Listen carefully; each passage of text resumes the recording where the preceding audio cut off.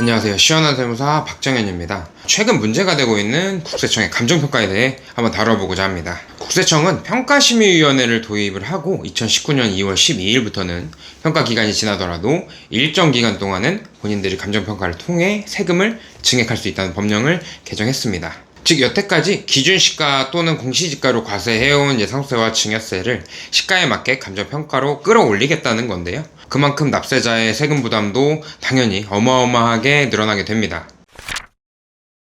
우선적으로 시가란 무엇이고 기준시가는 무엇인지 한번 살펴보도록 하겠습니다. 시가는 상속세와 증여세에서 우선순위에 있는 평가 방법으로 제3자 간의 매매 가액, 감정평가액, 공매 또는 경매가액, 수용가액, 그리고 유사매매 사례가액으로 구성이 되어 있습니다. 유사매매 사례가액은 아파트와 같이 형태와 면적이 좀 유사한 물건의 경우에는 같은 단지 내에 거래된 유사한 재산의 거래금액을 말합니다. 실제로도 신고 시에는 유사매매 사례가액이 있는지 없는지 반드시 체크를 해야 되는데요.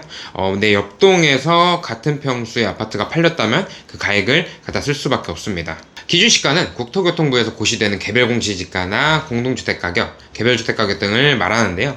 일반적으로 시가가 10억짜리 아파트는 기준시가가 약 7, 8억 정도 되는데 시세의 한 70%에서 80% 정도로 형성이 되어 있다고 보시면 되겠습니다. 상속세와 증여세 평가 방법에서는 시가가 가장 우선을 하고 시가가 없다면 기준시가를 사용하게 됩니다. 그렇다면 납세자는 작은 평가 금액을 바탕으로 세금도 적게 내니까 기준시가가 유리하고요. 국세청 입장에서는 똑같은 부동산이더라도 시가가 더 높으니까 세금을 더 많이 거둘 수 있겠죠. 그래서 시가를 더 유리하다고 봅니다. 따라서 기존에는 유사매매 사례가액 같이 시가가 없다면 기준시가로 평가를 해서 세부담을 많이 낮출 수 있었는데요. 이제는 유사매매 사례가액이 없어도 굉장히 조심하셔야 합니다. 국세청이 신고한 이후에도 자체적으로 감정평가를 진행을 해서 상속세와 증여세를 추징할 수 있습니다. 개정된 법령을 보면 2019년 2월 12일 이전에는 평가 기준일 전 2년 이내 기간 중에 매매 등이 있는 경우에 평가심의위원회를 통해 해당 가액을 평가금액으로 적용할 수 있다고 되어 있는데요. 개정 이후에는 평가 기준일 전 2년에서 평가 기준일 후 6개월 또는 9개월까지 발생한 매매 등의 가액을 평가금액으로 적용할 수 있습니다. 증여세는 6개월이고요. 상속세는 9개월입니다. 요즘 트렌드가 그렇습니다. 국세청 내부에서 지정하는 감정평가 법인에 미리미리 가감정을 받고요.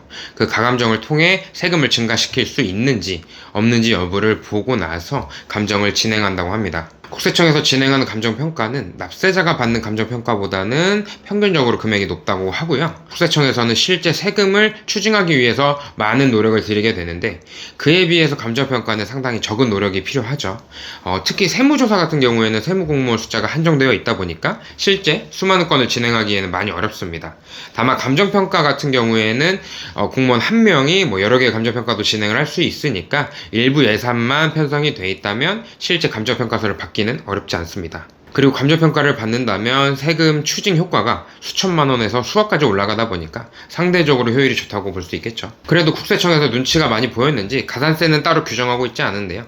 평가심의위원회를 통해서 감정평가로 재산가액이 증액된다면 적게 신고했다고 부과하는 과소신고 가산세나 이자 성격의 납부지연 가산세는 적용하지 않고 있습니다. 사실 납세자 예측 가능성을 뛰어넘은 권리침해가 아니냐는 목소리가 굉장히 많고 결국에는 납세자들은 감정평가나 유사매매 사례가액을 사용할 수밖에 없어서 부의 이전이 좀 쉽지 않아졌습니다. 결론적으로 증여나 상속을 진행할 시에 감정평가를 받아야 할지 세무사와 상담을 많이 해보시고요. 세부담이 크더라도 추후에 국세청의 감정평가를 통해 너무 많은 세금을 내지 않게 고민을 해보셔야 되는 부분이 되겠습니다. 오늘 이 영상이 도움이 되셨다면 좋아요와 구독 부탁드리고 다음에는 더 유익한 내용으로 찾아뵙겠습니다. 감사합니다.